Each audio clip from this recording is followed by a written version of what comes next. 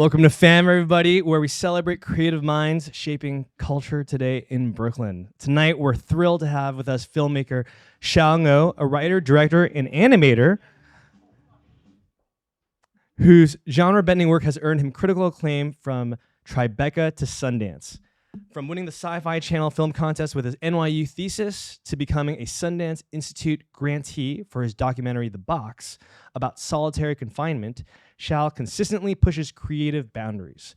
His sci-fi drama, The Last Fisherman, premiered at Tribeca, and his latest psychological horror film, Control Freak, starring Kelly Marie Tran, just dropped on Hulu today to very impressive reviews. Critics are raving about Control Freak, with Matt Zoller-Stites of RogerEbert.com calling Tran's performance brilliantly modulated no matter how upsetting or bizarre things get. And it gets really bizarre, I'll tell you that firsthand. The Wall Street Journal describes it as a scary, heavily metaphorical movie, and another review hails it as an out-and-out Kelly Marie Tran extravaganza, while another notes how the film really gets to weird places through Tran's commanding performance. Born in Minneapolis to a Vietnamese father who fled the war and a fifth-generation Minnesotan mother, Shal's multicultural perspective infuses his storytelling with unique depth. His work explores identity, cultural inheritance, and what happens when we confront our inner demons, sometimes quite literally. In an era hungry for authentic voices, Shal's approach to blending genres while maintaining cultural specificity offers invaluable insights for creators. His willingness to take risks exemplifies the creative courage our community celebrates. Splitting his time between New York, LA, and Ho Chi Minh City, he's a global storyteller represented by UTA and Echo Lake Entertainment.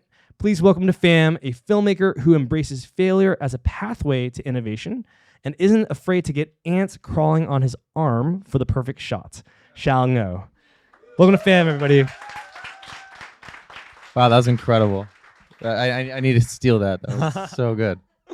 Man, I mean, it was great. We've known each other for a long time, but it was really awesome to know this other side of you and to really learn more about your background. I think, so much of what FAM is about is, learning from each other how we got into doing the thing that we're doing now. And, what's, I think, really incredible is we've known each other for a really long time, and now you have a movie on freaking Hulu that's out tonight that I just watched last night, and I'm still thinking about certain scenes that I wish I could talk about. There's some really gory stuff where I literally, and I never do this, I literally had to look away because it was just too intense. But when a movie can make you feel a certain way, that's how art has made its impact. Before we get into Control Freak, I really want to know more about how you got into filmmaking in general. Tell us about, I read that you were introduced to your first video camera at the age of 9. Tell us about how you picked up a movie camera and started thinking about film. Totally. So I'm from Minneapolis, and my childhood friend Emma, her family had one of those VHS cameras. And so I remember shooting on that and being tiny and it just really hurting my shoulder.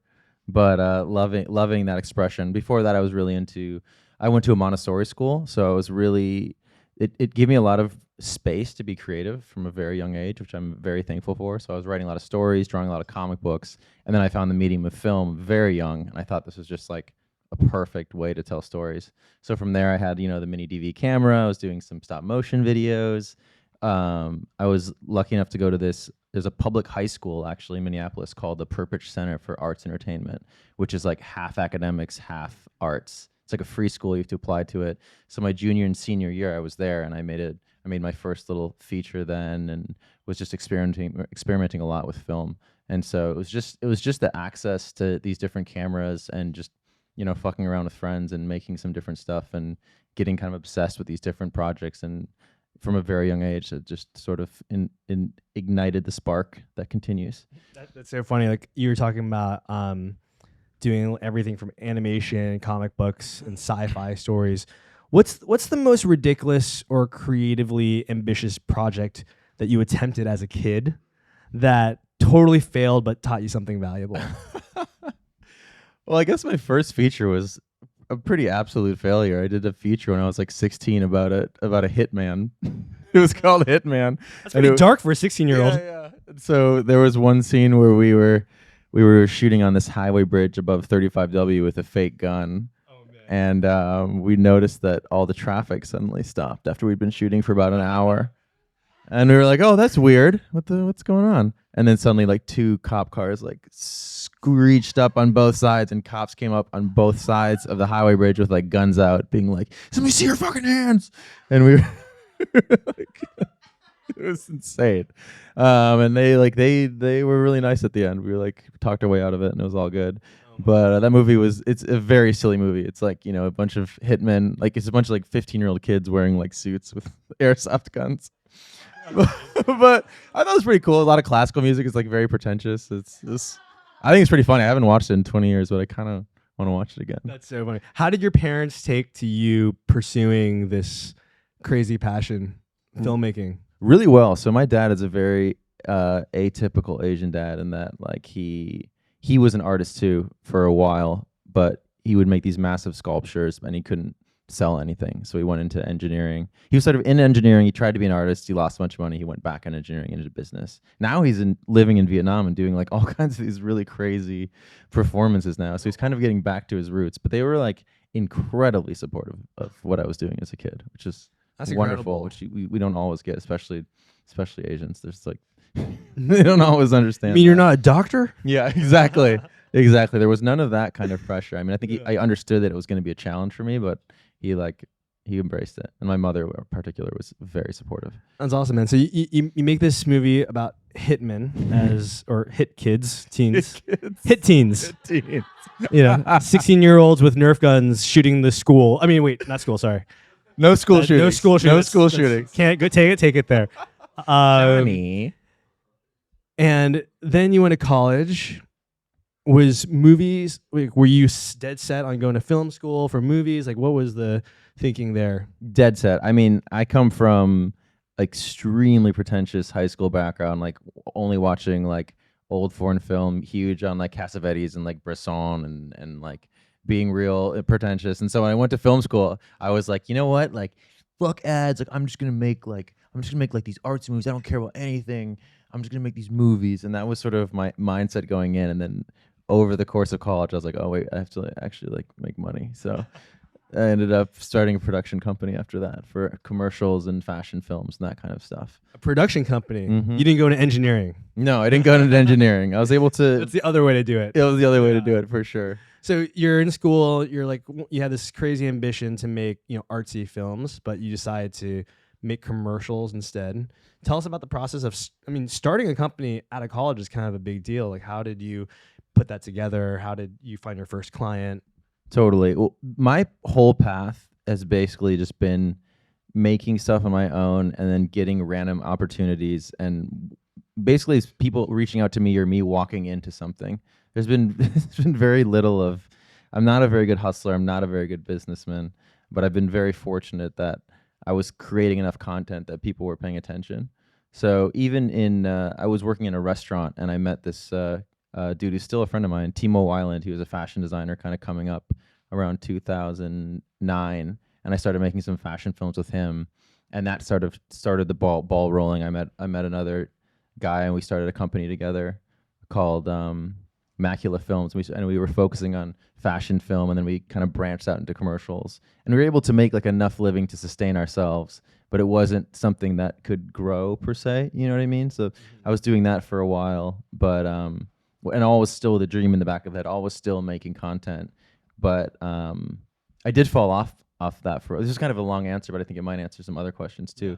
But that transitioned to another company where I was at called Acres, where I was doing a lot more commercial content and still trying to make these films in the back. But that did fall off for a while in pursuit of something else, in pursuit of money, but also making these connections that maybe later I could make a film through whoever else did this. I was trying to do music videos, thinking about these old paths, like someone like David Fincher, who was directing a bunch of music videos and then obviously went on to be one of the most successful, amazing directors. And or Spike Jonze, these people that I idolized that started out doing commercials and music videos and then went on to features. And I was in that for too long, doing a couple shorts here and there. And really the breaking point was right before Last Fisherman. I was doing commercials for a while. I'd gotten to the point where I was making a good living, but I was doing pharmaceutical ads. I was doing bullshit, and I was like, this is stupid. Like this is veered so far from the dream. I don't know what I'm doing. I think a lot of times I can see people in that world that have these golden handcuffs, and generally they're doing way cooler stuff than I'm doing. Like they're doing cool commercials and stuff, but they're these golden handcuffs where you're in this world where you can make pretty cool stuff. It's like, but it's ads and it's this branded content. It's a little bit away from what you really want to do, but you're making good money and you're making pretty cool stuff and you're traveling the world, and you can be lulled into the state in that where you might not ever be able to break out of that. And I was kind of starting to feel a little bit, but like a less successful version of that, because I wasn't doing very cool stuff anyways. And so I just took a break. I said, I'm going to go to Vietnam. My dad and my brothers live out there. I'm going to go to Vietnam and make a sci-fi film. So I just moved out to Vietnam, took 4 months off, wrote a script, found some actors, and then went onto a raft in this small town and shot a sci-fi film in 4 days. And with no idea what was going to happen. I remember when we wrapped, I was telling my cinematographer, this guy Jared Levy, awesome dude, that like whatever happened with this film, like wherever it goes, like this was just such a great experience. I'm so glad that we did this. It was a very insane movie, shooting on like a moving boat with like this is The Fisherman. It's The Last Fisherman, yeah. Yeah, and The Last Fisherman was kind of a crazy, career move for you, because you have the stability with the commercials, and that movie actually ended up premiering in Tribeca, right? Exactly, yeah. And so, what was there a point in the film shooting in Vietnam where you were like, okay, this is either gonna work or be an utter disaster? Oh, 100%. With Control Freak, it's the same thing. I would say almost most days in Control Freak, it was like a lot of time when you're making a movie, an indie movie, every day is like, this is gonna work or it's gonna be a complete disaster. But Last Fisherman was very much like that. We're shooting on a moving boat with non-actors, with a mostly Vietnamese crew, and it's insanity. Yeah. And so I think maybe for the rest of us here in the room who are balancing these things where, you do have to make money and make a living, but at the same time, you want to be making the thing that you really want to be making. You want to be making your art. You want to be developing that. When you were working on this commercial company, how did you balance these two seemingly opposing things that were pulling on your time and energy? Yeah, I didn't balance it very well. That was the problem. I would make some shorts on the side, but when you're writing treatments all the time for people that work in that world, you're writing treatments all the time. You're taking meetings. You're networking. You're shooting stuff. Like your time is limited, and also your creative energy is working towards something that is not really what you want to do, and could be ultimately detrimental to your creativity in the end. That's my opinion on a lot of that stuff, which is why I sort of veer away from it. I do it still when I can, to make money, but I felt like when I was getting deeper and deeper into that, it was affecting different aspects of the creativity, and I just didn't seem like I had the time for it. Maybe I did though, maybe I could have. I guess, what was like the moment where you felt like, okay, I need to take the leap here and, go to Vietnam? I know it was in 2016. I read that you were like, okay, this is the time I need to take the leap, go to Vietnam and just really throw myself into this. What was that moment? What was like the turning point for you where you decided I needed to not work on this commercial stuff anymore and really work on my passion?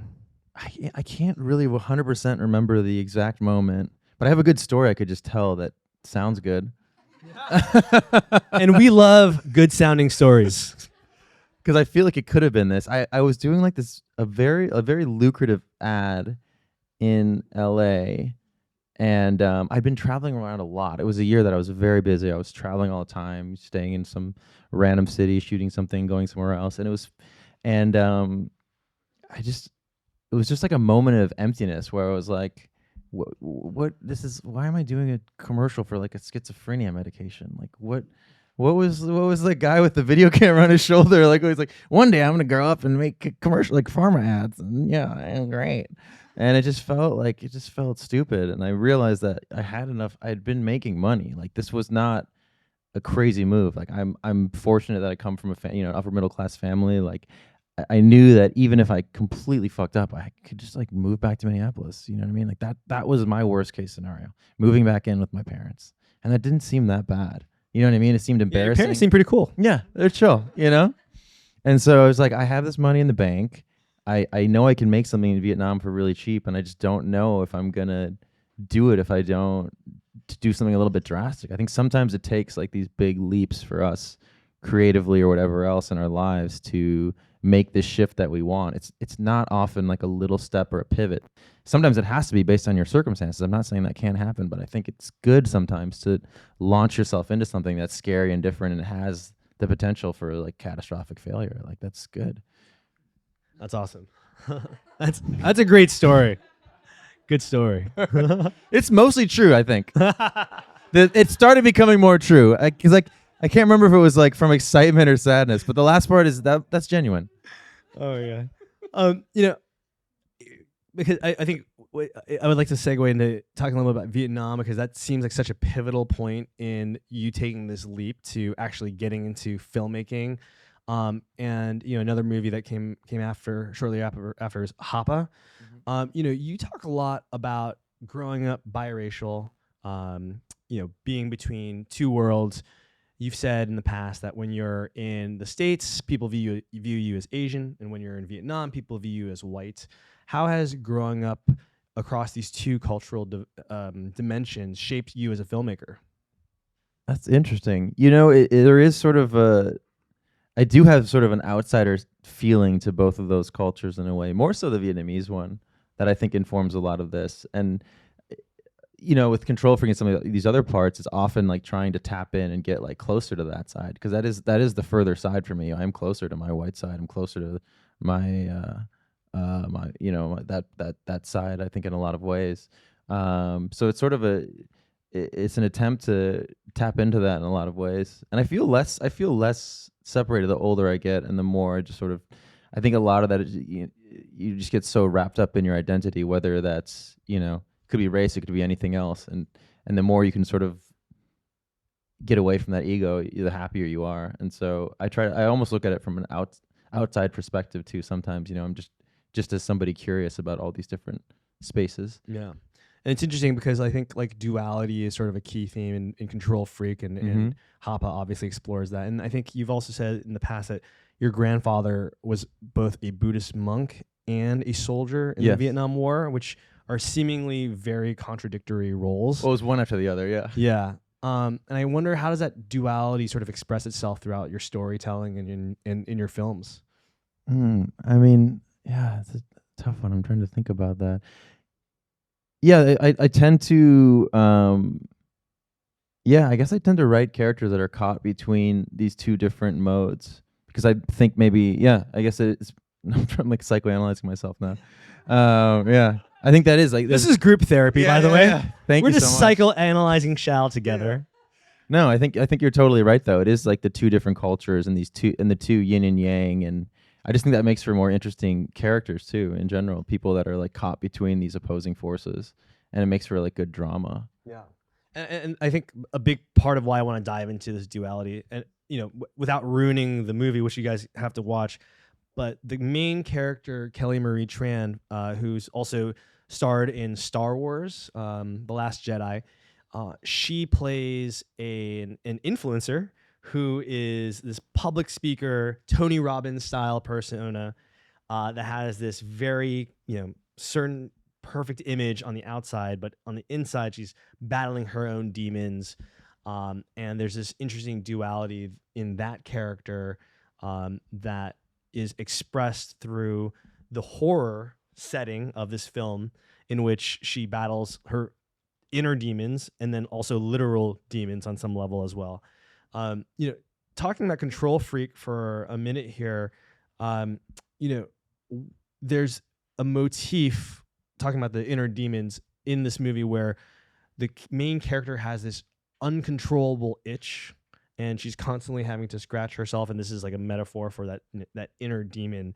What was it about this concept of this uncontrollable itch that inspired you to build an entire film premise around itchiness? Like where it started? It's just, I've had dandruff before, but I mean, she's got it bad. Yeah. If you watch the movie, it's like it's an itch gone wrong. It's the itchiest movie. It's the itchies. They're ants, and you're just scratching yourself, and That's what that dude said. He said it was like I get the itchiness now, like Jaws did the shark. I get the itch. So I was watching this movie last night, and like literally the feeling I was getting, I was just like, this anxious itchiness almost. I'm like scratching myself, and my girlfriend's like, "Stop scratching yourself." I'm like, I don't know. It's the ants. But yeah, how did this motif come about as the seed for an entire 2-hour movie? Yeah, well, originally what happened was my manager told me about this program that the Bite-Sized Halloween. It's like this Hulu thing of short films. So I made a short film called Control, I think in 2021, knowing that they were making some of these shorts into features. And that was the path to making Control. I made the short, and I pitched them the feature, and then that's how that came about. And the short was inspired by this story of a woman who really did itch a hole in her head. That was the impetus. This is a true story, and I got obsessed with just the brain and the mind, and sort of the, I guess, like the metaphor of which is in the short very explicitly, of the brain being this complex machine, and the machine kind of breaking down, right? And just just like a feedback loop in your head. I really like repetition and loops, and this idea that you just couldn't stop doing anything about it. And it connected to, my people. I have close to people that have dealt with pretty heavy addiction, and people who, have ADHD or, OCD. So I'm very experienced with what it's like when other people have that. So I thought that was really fascinating. And then as I was turning it into the feature, it originally stemmed more. Originally Val was like a video game programmer, she was a video game engine programmer. And so there was more stuff about NPCs, and it was very, very kind of sciencey, but it just wasn't clicking. It wasn't really human. And it was really once I tied in more themes from my life that the movie started to come together a lot more. I mean, they tell you that like the first day of film school, like write what you know, right? But it's kind of true. Makes it a lot easier. And so then it became more about, generational trauma, like more about like the duality that you were talking about. That's sort of where it stemmed from. But the initial like spark was just the fact that you could do this to your body. The fact that you have a form, and your form can destroy itself, which is just insane. And in the movie, literally scratching a hole into one's head. Yeah. From just terrible OCD. It's quite horrific, and there's a lot of body horror in this horror movie. That's quite visceral and unsettling. There's a bunch of ant sequences, and I read that you actually filmed real ants crawling on your arm for some of these shots. What's the most physically uncomfortable thing that you've done to get the perfect shot? Oh man, I don't know. So there is one scene where an ant is crawling on Kelly. I just didn't want to put ants on my main actor. It just seemed, you know what I mean? So I dressed up in her clothes and had just like ants crawling on me. But that wasn't even the worst. I'm trying to think of the worst thing. Like hundreds of ants all there over was your only body. like 2 or 3. It wasn't that bad. The rest was CGI. Yeah, exactly. Thank goodness for CGI. Yeah. But I don't know what the worst. I mean, there's been so many insane things that I've had to do on film sets, especially when I was younger, when I was just like a little bit more reckless and didn't realize that like how paramount safety is. When I was like 18, 19, we could do like some crazy shit.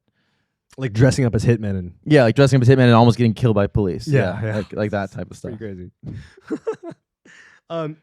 Talking about Kelly Marie Tran, she's phenomenal in this movie. She actually holds the whole movie together. It's really about this one character's like neuroses, and we're watching a person have a mental breakdown in real time, and we're almost experiencing the breakdown with her. I've read that you guys actually connected over stories of your family. Critics are calling her performance brilliantly modulated. I'm curious, how does having this sort of shared cultural understanding with your lead actor, change the dynamic of the set? What's really nice, like you'll see a lot of filmmakers like Ryan Johnson or someone else, they just always use the same person, and that's because you just develop a shorthand with people, or you just know what each other are thinking and what you want.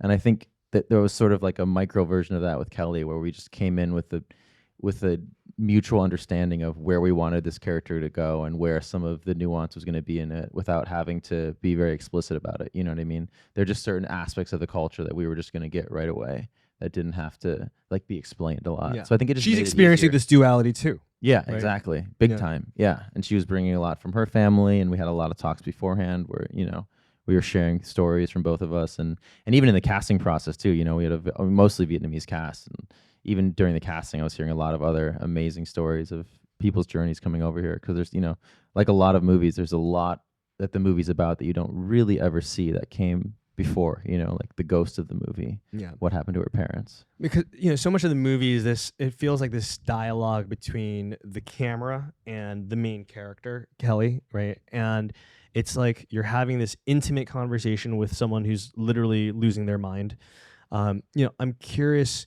When you talk about Ryan Johnson using the same actors in every film, as you develop relationships with these actors, like you start completing each other's sentences. How does that actually translate on set? Like, what does that actually look like? Is she helping you fill in blanks on the script? Is she suggesting different scene ideas? Like, how does that actually manifest? Totally. I mean, this is our first film together, and I'd love to do more because she's amazing and just a wonderful, wonderful person. But some of that would be, when we get later into the film, we've discussed a scene so much that if something isn't working, she can just, there's a couple of scenes that made it into it. There's a kind of a confessional scene where she's talking to Robbie on the couch, that very long tracking shot, what I'm talking about. We did maybe also, just another aside, this film was, low budget, very few days, so you don't get very many takes. So you have to plan this the fuck out of every aspect of it. So we really didn't get very many takes, but for that day I wanted multiple takes. We did it probably, I think, 5 takes. And on the 4th, I was talking to her about some things. She kind of looked away and she was like, I think let me try something. And it's really nice when you have a good actor when they say something like that, because there's a few times when she just said, let me try something. And then it was fantastic. You know what I mean? So sometimes it's like, sometimes less is more. If you've done the prep and you have the trust there and you both, I think that it's like, my biggest role is to just make sure that the actors feel comfortable. Like, that's really, like, I'm a camp counselor almost. You know what I mean? It's not about like giving them every beat, like, oh, they do this or this. It's just like, it's just permission. It's like you have permission to be vulnerable and be crazy. That's interesting because, you're both a director and the writer of the film. On some level, as a director, like you said, you're the camp counselor, but as a writer, you want people to stick to the script on some level. And so are there experiences or have there been times where someone had an unexpected or bizarre creative idea that initially seemed crazy but ended up working brilliantly? Yeah, totally. That happens all the time. And I'm never, I try to know the material well enough to never be fully married to everything. Like, I want to, like, for this film, we storyboarded out everything in so much detail. There's a lot of action. There's a lot of special effects. There's creatures. There's prosthetics. There's gore. There's fights. Whatever else. But I really want to be so familiar with the material that in a moment, if someone's like, let's break the whole thing, and if it's a better idea, then it's good. I think the better idea should always win. In general, I think that applies to most things, right? Probably even what you're doing. Like, the better idea should always win. Yeah. And that's what I try to live by. I'm curious with what you're doing with Control Freak. It just came out. You were just in LA premiering it. What's next for you? Are you promoting the movie? Are you already writing your next one? What's next post Control Freak? Yeah, I will do some more promoting. We did a little bit of promoting already, but there'll be probably some more of that. There'll be some meetings and some other things. Hopefully it blows up a little bit. We'll make sure of that. Yeah. Up to you guys. And then, I'm working on a couple new scripts, and hope, I have another potential project that's a little, in the beginning stages. But I'm looking for other material to direct, and looking for a couple more original projects. So hopefully I have another. In horror or in whatever. For me, it's like, as long as it's like a compelling character, it's like a character-driven genre, I'm down with. As long as it has like elements of grittiness and fantasy and realism, I'm down. So it could be sci-fi, it could be straight up thriller. I don't think I would do a comedy, but maybe like a horror comedy. No rom-coms? No rom-coms, I don't think. That's awesome. But, man. If you could give advice to folks who are trying to make their first movie, trying to break into their next big role, or really just trying to take the leap, what would be what's the best advice that you've been given in that regard? Well, I was just in LA, and I have a lot of friends that are doing really cool stuff and big projects, but a lot of these things take so long to make, and you never really know where they're going to go, and you're waiting for funding and whatever else. I would say just the best path is to create as much stuff as quickly as possible. And I think that applies to film, to music, to whatever else. Film is the hardest because it does cost money and you need people, but the best way to do it is just to find a way that you can just be consistently making things, and that's the first step. Be prolific. Be prolific. Everyone I know that is successful, I feel like, has either been really lucky or really prolific, and so that means just making things, and it's almost like you go into every project trying to make a masterpiece, but if it's like a piece of shit, then you're like, oh, it's okay, let's keep going. Like no one's gonna force you to make, like, no one. It sounds really negative, but it's like no one cares that if you're gonna make this thing or not. Like that was what I was with The Last Fisherman. No one cares if I'm gonna make this movie or not. Like no one's like, oh, you should really do this thing. There's no pressure really, except from you. And the nice part is if you fail, then you can just not show anybody. Like it's sort of low risk in that sense, And so you just have to keep making stuff and figure out ways. Just figure out a way that you can make money and make stuff. And I think that's about it. Yeah, and I think implicit in that is this idea of just you're doing it for yourself. You're doing it because you love it, and not because you have to do it, because you want to do it. So just go out, make stuff, and make a lot of it. Yeah, totally. Awesome, man. Thanks so much. This has been great. Thank you. Appreciate It's great it. chatting Give it up for with you. Shal, everybody. We're gonna open it up to Q&A. We're gonna have a few questions. We have a little bit of time for Q&A. I wanted to ask you, do you feel often limited by the budget, like your ideas and the script, or you can just like always manage a way to tell the story without just like thinking about numbers if you don't get the budget that you are aiming for? Yeah, I always feel very limited by the budget. But one thing and a pattern of most, including this film, of all the films I've made, is that they are too ambitious for the budget they are. And that sometimes really bites me in the ass. Like some of the projects have failed because of that. But I think the best thing that you can do when you're formulating it at the very beginning is to really think about it practically. Like what do I have at my disposal, and how can I just make this as cheaply as possible? Like, do I have one space where I can shoot it with like 2 actors? I think that's a really good place to start. Like, don't get too lofty. If you want to get lofty, I used to think like there's also like the idea of like, oh, like have all the ideas in the world and then bring it down. But I actually think that you should start small. Like you should start with what you have and build something around that, because budget is always going to be a thing. And budget is a thing forever. Like whether you have $200 million or $200, like budget's going to be, you're not going to have enough money. You never have enough money to make a movie, ever. My question is kind of along the lines of, have you thought of making an AI film, which if you have a good script might actually be a cheap way to tell a story? And particularly this, I haven't seen it yet, but I've seen clips from Flow, this Lithuanian AI film that seems to be all the rage with animals watching it. But anyway, I was just curious, is that something you thought of as a way to deal with the budget constraints?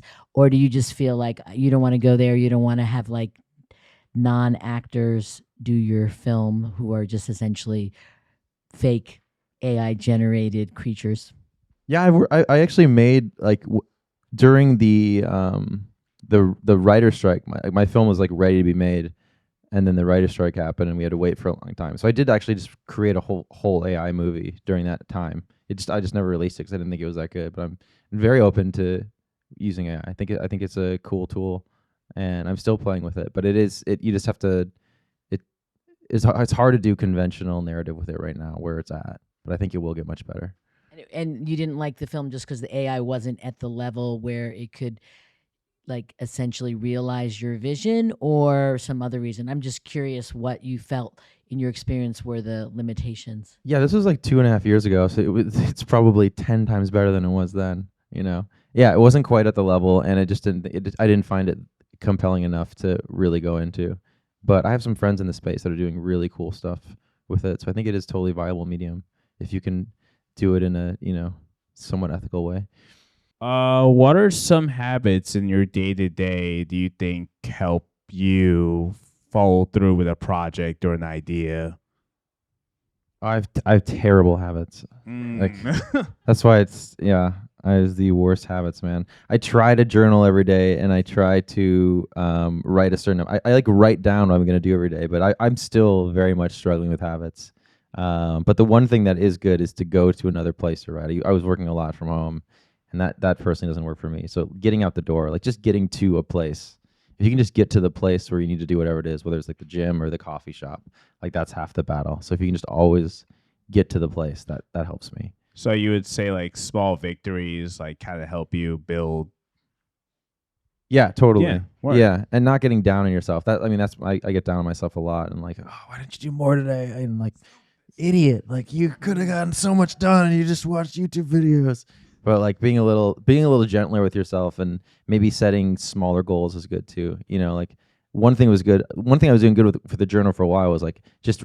You only have to write one sentence. Like that's a good way sometimes you need to write. Just sit down. You only have to write one sentence. Sit down, write one sentence. And if you write more, fine. And that's like your only goal. So I think if you get in a rut sometimes, that's good. Just give yourself like the easiest thing and then do it and feel good about it. And then maybe you'll just write all day. Yeah, I love what you said about the importance of family and how they supported you. And I know that could make a huge difference in an artist's life. For the people that maybe don't have the benefit of that, you know, who maybe didn't have a soft place to land and had to really prioritize paying rent or just having a job. This is a tough question, but do you maybe think that if you were in that position that would have changed your direction, or what advice would you give to people that maybe don't have that support? Yeah, I mean, maybe it would have. I think it just would have taken me longer. I think it still would have. It would have gone on a similar path. I don't like. I just feel like if you can get to for a lot of the people, and like, you know, the filmmaker that I made that with, James Burns, he's like that. You know, he spent a lot of time in prison. He had a very, very difficult upbringing, and he's a very successful filmmaker now. I know he had some good mentors in his life, and he was just incredibly driven. But I think it's like you do have to be willing to put a lot of the line on the line. I know that no matter what. And I know that gets tricky if you have children or if you have very dire financial situations. But, you know, you hear a million stories of the actors like living in their cars. Like sometimes that is what it takes. Sometimes it does take to just like a big leap and to go into the unknown. And so you have to figure out for yourself, like factor in like, what is my worst case scenario? And if it doesn't involve you homeless on the street, then maybe that's what it's going to have to take. That's awesome. Thank you. I wanted to know how you came up with like the conceptual idea for like the monster, because it kind of seems like, based on the trailer, it seems like it evolves. Like first, maybe it's not really seen until later in the project. So yeah, I wanted to know, like, where did you draw inspiration? What did you also want the audience to feel when they saw like the monster finally in the final form or whatever, you know? Because I feel like that's like a big part of horror, is like finally seeing the monster, Totally. finally seeing the ghost, whatever it may be that they're, you know, building up towards. But yeah. Yeah, totally. So it actually went through a ton of iterations, because originally I wanted to have this movie be the first AI monster. I was like, what if we just did a fully AI monster, kind of It style, that just transforms into different things constantly. It's just like shifting and modulating. And I was talking to a friend of mine, Paul, who does really cool stuff. This guy, Paul Trillo, he's incredible. But it just, you know, he was really busy, and we couldn't quite figure out exactly how to do it. So I ended up going like a much more practical route. But it all stemmed from sort of, you know, the story of the movie, without giving away too much, you know, like something that's kind of connected to Val, something that is forcing her to do action, something that's sort of like maternal but parasitic, but like there's a creepy psychosexual angle to it, and all those different elements. And I definitely wanted something that you could never quite fully figure out the silhouette. Like, well, you know what I mean? Like some of monster design, I think it starts with like a really good silhouette. Like what does the form look like? And then yeah. But yours seems more almost abstract. Totally, yeah. I wanted to feel a little more abstract, and it's also easier. What's tricky too with this budget range too is you need to think like practically when you're building something.